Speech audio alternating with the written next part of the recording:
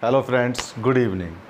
Friends, एक नई video के साथ मैं फिर आया हूँ और आज हमारा मैथ का टॉपिक है प्रतिशत, परसेंटेज। ठीक है, तो पहला क्वेश्चन मैं पढ़ रहा हूँ और आप लोग ध्यान से सुनेंगे और ट्रिक्स को समझेंगे। ठीक है, यदि राम की आय श्याम की आय से 25% अधिक है तो श्याम की आय राम की आय से कितने प्रतिशत कम है। ऐसे सवाल जिसमें कहा जाए कि राम श्याम की आय से इतने अधिक है और श्याम की आय राम की आय से कितने प्रतिशत कम है, तो मैं आप लोगों को बता दूं, बिल्कुल भी दिमाग लगाने की ज़रूरत नहीं है। सीधा सीधा फंडा है कि जितनी अधिक है उसको नीचे रख देते हैं, 25/125 गुणा 100 कर देते हैं।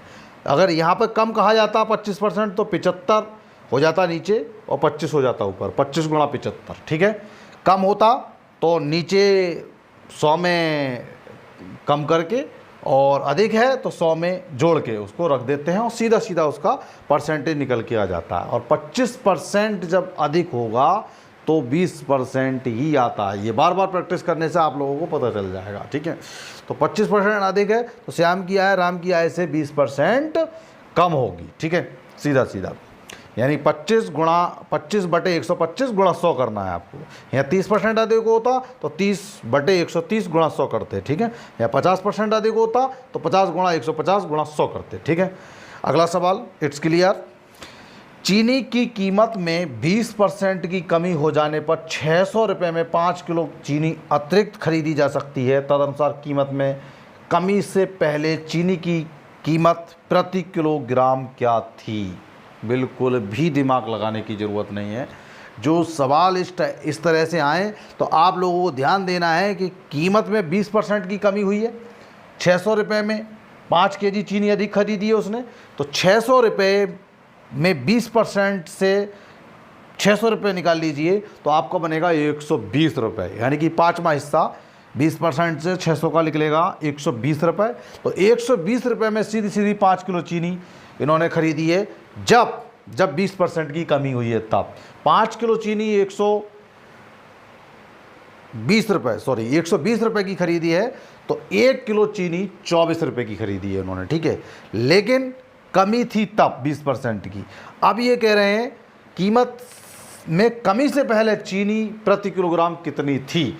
तो जब 20% की कमी की जाती है और उसको उसी के बराबर लाने के लिए 25% की वृद्धि करनी पड़ती है, वही है। तो 24 रुपये जो हमारी चीनी 1 किलो आई, तो 24 को 25% वृद्धि करके यानी कि 30 रुपये पहले का मूल्य था। दोबारा समझ लें, चीनी की कीमत 20% कमी हुई और चीनी को उसी कीमत में लाने के लिए 25% वृद्धि करनी पड़ती है।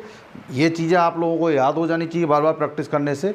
जब किसी में 100 रुपये में 20% की कमी करेंगे तो 80 रुपये होगी और 100 रुपये ही उस कीमत को लाने के लिए आपको 25% की वृद्धि करनी पड़ेगी। 80 में 25% की वृद्धि करेंगे तो 100 रुपये हो जाएंगे। इसी तरह से मैंने किया है कि 20% की कमी हो जाने पर 120 रुपये में 5 किलो चीनी खरीदी जा सकती है। 24 रुपये प्रति किलोग्राम पड़ गई चीनी और उसको उसी कीमत में लाने के लिए जो 20% की कमी से पहले थी उसको 25% और उसमें 24 रुपये प्रति किलोग्राम चीनी में जोड़ देंगे तो 30 रुपये निकल के आएगा आपका उसका वो। ठीक है, ये आपका ट्रिक्स है सीधा सीधा। तीसरा क्वेश्चन है, किसी वस्तु की कीमत पहले 20% बढ़ाई जाती है तथा बाद में बिक्री में गिरावट के कारण इसकी कीमत 25% घटा दी जाती है। पहले बढ़ाई फिर घटाई। ठीक है, तो वस्तु के अंतिम मूल्य में प्रतिशत परिवर्तन ज्ञात कीजिए। ऐसे सवालों को निकालने के लिए बिल्कुल भी दिमाग लगाने की ज़रूरत नहीं है। ध्यान देने वाली बात सिर्फ इतनी है, जब 20% वृद्धि की जाएगी, 20% बढ़ाई जाएगी और 25% घटाई जाएगी, तो वस्तु के अंतिम मूल्य में जो प्रतिशत होगा वो 10% की वृद्धि आएगी, क्योंकि 20% बढ़ाई 120 और 25% घटा दी, यानी कि 25% निकल के आएगा उसका करीब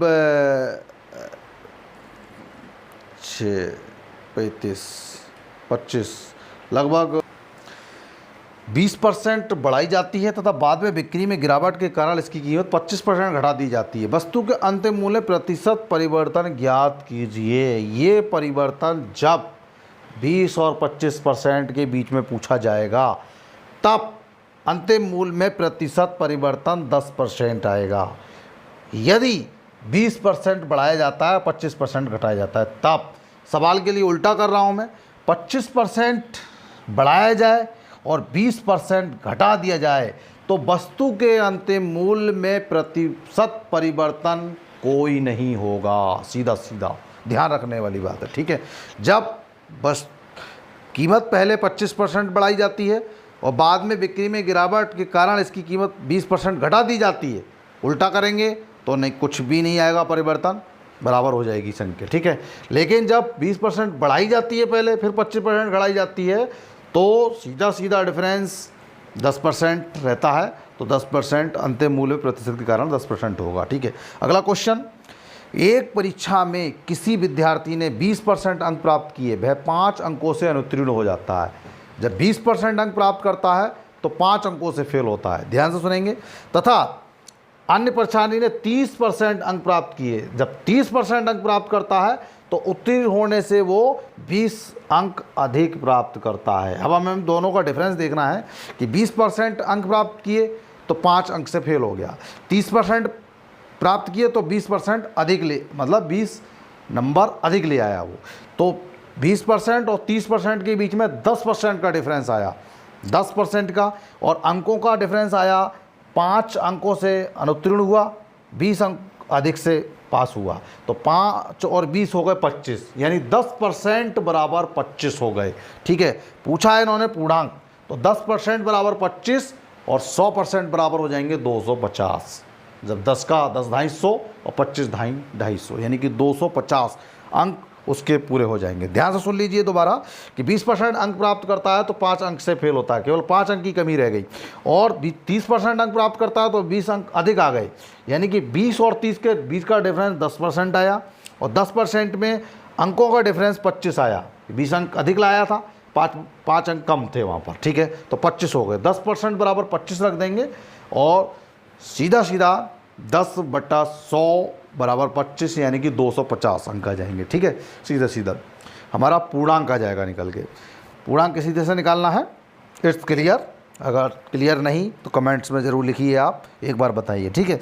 किसी परीक्षा में 20% विद्यार्थी गणित में अनुत्तीर्ण होते हैं, यहाँ से सुनेंगे क्वेश्चन के लिए, और इस टाइप के सवाल एसएससी में और कई बार पूछे गए हैं, जैसा मैं पढ़ रहा हूँ इस क्वेश्चन को।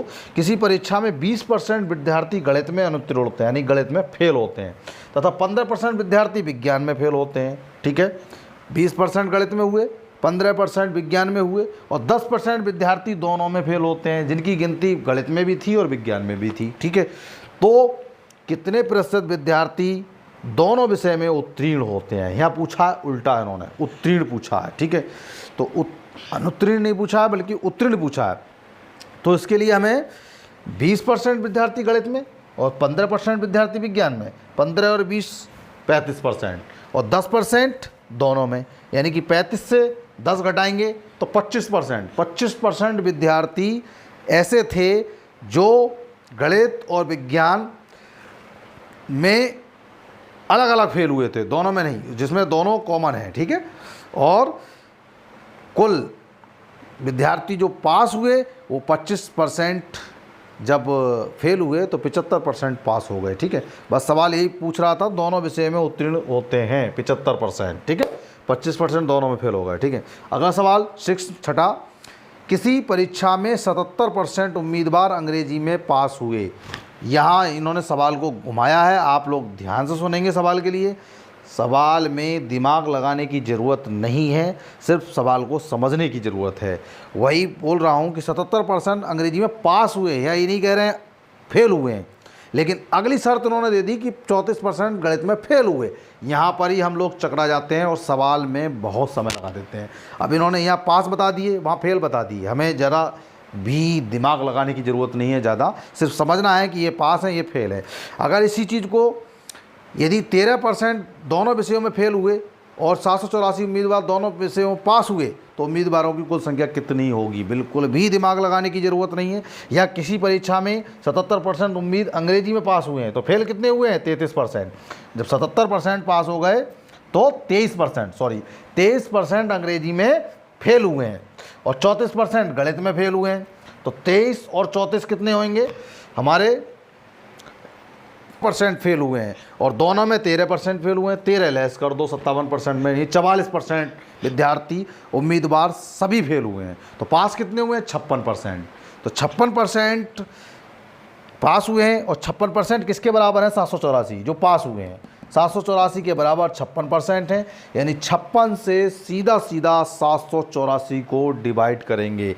56 को 784 से डिवाइड करेंगे तो 14 आ जाएगा और 14 में ही 2 जीरो लगा देंगे, यानी कि 100 से मल्टीप्लाई करते हैं और ये आ जाएगा 1400 उम्मीदवार। अर्थात 1400 उम्मीदवार कुल संख्या जो परीक्षा में बैठने वालों की 1400 उम्मीदवार थे। दोबारा सवाल सुन लीजिए। किसी परीक्षा में 77% उम्मीदवार अंग्रेजी में पास हुए थे तो फेल हुए 23% और गणित में 34% तो 57%, दोनों में फेल हुए 13% तो 44% रह गए। पास हुए 44, 100 में से 44 घटाएंगे 56% जो है पास हो गए। और 56% को 784 जो पास हुए हैं उनसे सीधा डिवाइड करते हैं।